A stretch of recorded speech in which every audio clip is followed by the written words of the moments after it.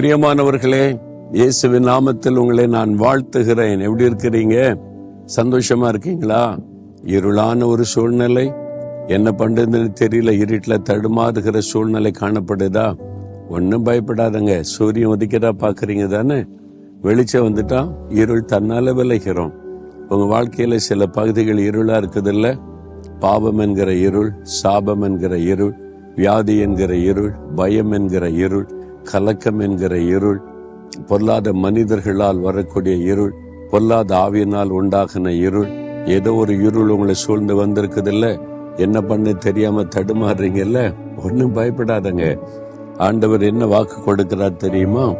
மல்கியா 4:2 உங்கள் மேல் நீதியின் சூரியன் உதிக்கும், அதன் செட்டையின் கீழ் ஆரோக்கியம் இருக்கும். நீதியின் சூரியன், சன் ஆஃப் ரைச்சஸ்னஸ். யார் அந்த சன் ஆஃப் ரைச்சஸ்னஸ்னா? இயேசு.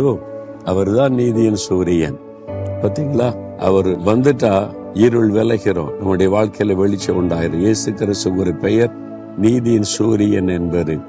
சூரியனை நம்ம வணங்க கூடாது. சூரியனை சிருஷ்டித்த ஒரு தேவன் இயேசு கிறிஸ்து. அவர் மூலமாய் சூரியன் உண்டாக்கப்பட்டாரு. அந்த இயேசு கிறிஸ்து மேலதான் நம்பிக்கை வைக்கணும். அவரை தான் விசுவாசிக்கணும். அவரு தான் சூரியனை உதிக்க பண்ணுகிறவர்.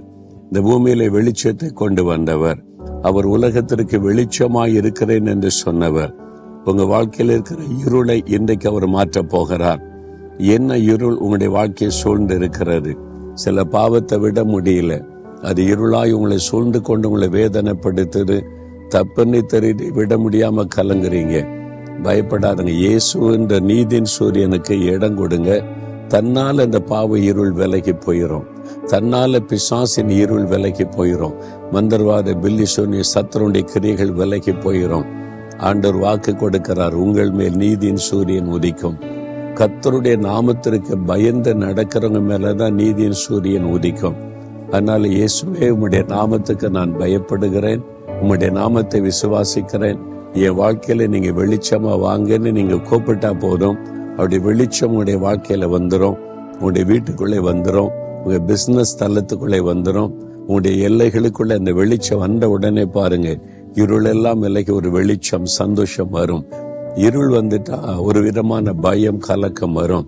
அதனால்தான் நம்ம வீடுகளுக்குள்ளே முடங்கி விடுகிறோம். அந்த வெளிச்சம் வந்த உடனே பாருங்க, வெளியில ஃப்ரீயா சந்தோஷமாய் நடமாட ஆரம்பிக்கிறோம். இப்படி ஏதோ ஒரு காரியம் உங்களை முடக்கி வைத்திருக்கிறாரு. அது என்ன? பயந்து பயந்து பயந்து உங்களை தனிமைப்படுத்தி கொள்றீங்க. தனியா உட்கார்ந்து இருக்கிறீங்க. வெளியில போக பயப்படுறீங்க. கடன் பிரச்சனையா? கடன்காரங்க இருக்கிறாங்களா? ஏதோ மனுஷரால் வரக்கூடிய பிரச்சனைனால கலங்கி நிக்கிறீங்களா? என்ன உங்களுக்கு பிரச்சனை? ஏன் இந்த மாதிரி பயந்து கலங்கி நிக்கிறீங்க? ஒரு இருள் சூழ்ந்து இருக்கிறது. அந்த இருளை மாற்றத்தான் நீதியின் சூரியன் இயேசு கிறிஸ்துவுடைய வாழ்க்கையில் இன்றைக்கு உதிப்பேன் என்று வாக்கு கொடுக்கிறார். இன்றைக்கு அந்த வெளிச்சம் வரும். இன்றைக்கு அந்த சூழ்நிலை மாறும். சந்தோஷப்படுவீங்க. பயப்படாதங்க. நம்முடைய வாழ்க்கையில இருளை மாற்றி வெளிச்சத்தை கொடுக்க சிலுவையில் அவர் தன்னையே பலியாய் கொடுத்தார். அதனாலதான் அவர் மூலமா இந்த வெளிச்சம் நம்முடைய வாழ்க்கையில மாற்றத்தை கொண்டு வருகிறாரு. அப்ப எனக்காக சிலுவையில மரித்து உயிர்த்தெழுந்த இயேசு என்னுடைய நீதியின் சூரியன் என் வாழ்க்கையில வரட்டும், என் வாழ்க்கையை வெளிச்சமாக்கட்டும் அப்படின்னு கூப்பிடுங்க. ஒரு சின்ன ஜெபம் பண்ணுங்க. அப்படியே ஜெபம் பண்ண, இதயத்துல கை வைத்து, இயேசுவே, என் நீதியின் சூரியனே, என் வாழ்க்கையில நீங்க உதிக்கணும்.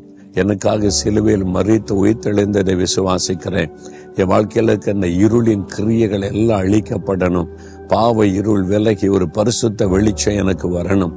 பயம் என்கிற இருள் விலகி ஒரு தைரியம், சந்தோஷம் என்கிற வெளிச்சம் வரணும். சாபம் என்கிற இருள் விலகி ஆசீர்வாதம் என்கிற வெளிச்சம் வரணும். வியாதி என்கிற இருள் விலகி நல்ல ஆரோக்கியம், சுகம் என்கிற வெளிச்சம் வரணும். இயேசுவின் நாமத்தில் இருளின் கிரியைகள் அழிக்கப்படட்டும். நீதியின் சூரியனை என் வாழ்க்கையை வெளிச்சமாக்கி அருளும். இயேசுவின் நாமத்தில் ஜெபிக்கிறேன். ஆமேன், ஆமேன்.